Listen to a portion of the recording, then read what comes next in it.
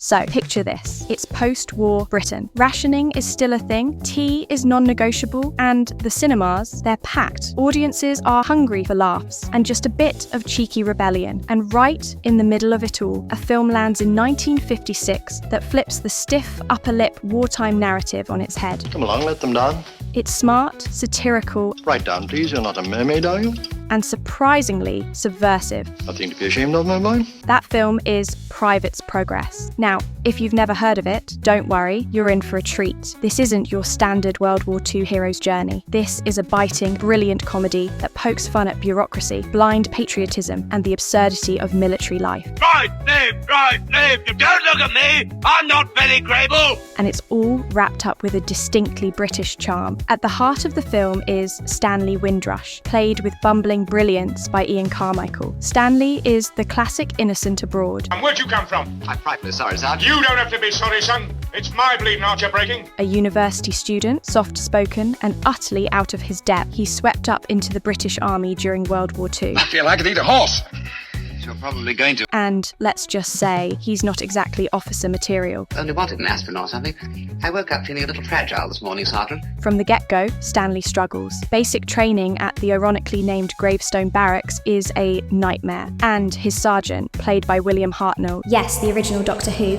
isn't having any of Stanley's shyness. What is it now? Would you be kind enough to tell me exactly what the small kit consists of? Hartnell is in full drill sergeant mode here, barking orders and dishing out discipline with gusto. Remember, Windrush, I want to see your killing face. Now, Stanley does have a friend, Arthur Egan, played by Peter Jones. He's more at home in this world, but it's clear that survival, not glory, is the name of the game. You ever bullied at school? No, sir. After failing his officer selection board, and spectacularly at that, Why do you want to become an officer? Well, it's not that I want a higher standard of living or anything like that. Stanley ends up at a holding unit under the command of the wonderfully dodgy Major Hitchcock. This is a holding unit, of course.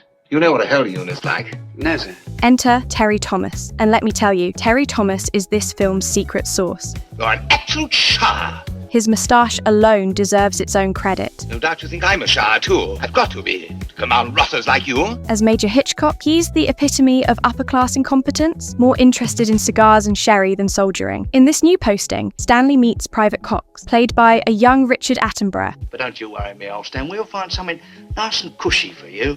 Before Jurassic Park and knighthood, Cox becomes Stanley's reluctant mentor in the art of military malingering. I always thought your name was Cox. So it is. It's another thing, me old Stan. Never give an officer your real name. And Attenborough plays him with a roguish charm. Cox knows every trick in the book, how to dodge duties, You've got to use your loaf, you know. how to forge railway tickets, and most importantly, how to stay under the radar. What you do is you all club together and you buy tickets for two fellas.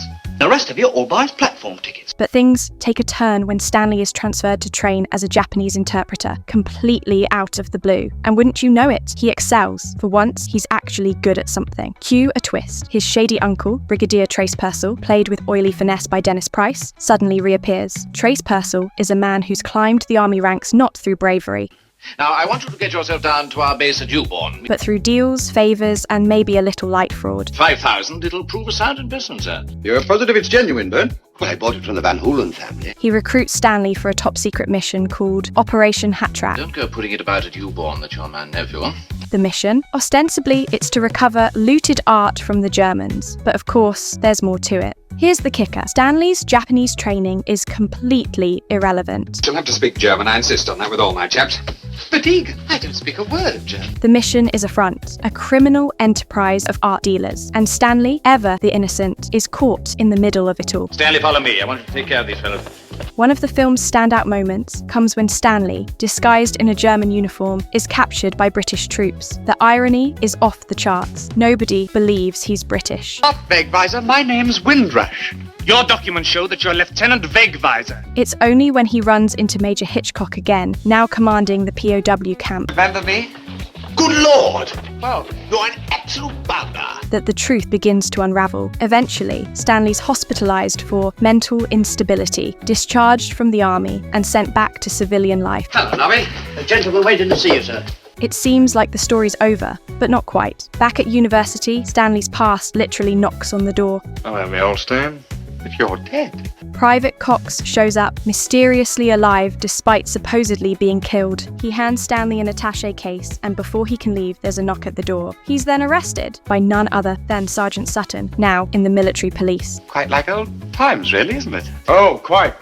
Turns out the case is stuffed with cash, part of the art fraud money. Stanley, true to form, opens it right in front of the authorities. He's instantly arrested, presumed guilty by association. The film ends with a wicked punchline. An on-screen dedication reads, "To all those who got away with it, this film is most respectfully dedicated." It's a brilliant, cheeky wink at the real-world scandals and moral ambiguity that the film satirizes. Where is Uncle Bertie? He's doing very nicely. Well, you know, in the art world, like. Let's talk about the cast for a second, because it's genuinely packed. Alongside the core players, you've got a who's who of British character actors. Thorley Walters, Jill Adams, Ian Bannon, Kenneth Griffith, and even uncredited appearances by Christopher Lee and John Le Mesurier. The talent on display is insane. Windrush, you're an absolute rotter. The film was directed by John Bolting, one half of the legendary Bolting brothers. John and Roy Bolting had a knack for satire. The script, co-written by Frank Harvey and John Bolting, is razor sharp. The dialogue is crisp, the pacing snappy, Get a load of this lot. This picture aside, we can't take that one back with us. Well, ain't it no good? It's a bit too good. and the jokes still land almost 70 years later. There's been some frightful mistake. You see, I don't speak a word of German. Well, better keep your mouth shut then, haven't you? And let's not forget, the satire is bold. It takes aim at military corruption, classism, and blind nationalism, all wrapped in a tidy 95-minute runtime. The film was shot in various UK locations, including Shepperton Studios, which was a hub for British filmmaking at the time. Morning, Bertie. What is that? Well, you certainly pulled it off. Magnificent. Oh, thanks. The military barracks scenes have that cold, institutional feel, while the countryside settings give just enough pastoral contrast to keep things visually interesting. When it was released in 1956, Private's Progress was a box office hit. In fact, it was one of the highest-grossing British films that year. Audiences loved its irreverent take on military life, especially those who had lived through it. And the critics? Most were impressed, though some were a bit unsettled by how gleefully the film undermined traditional wartime narratives. But that was the point. This wasn't about medals and glory. Filtering this stuff through the usual agents, how long would it take?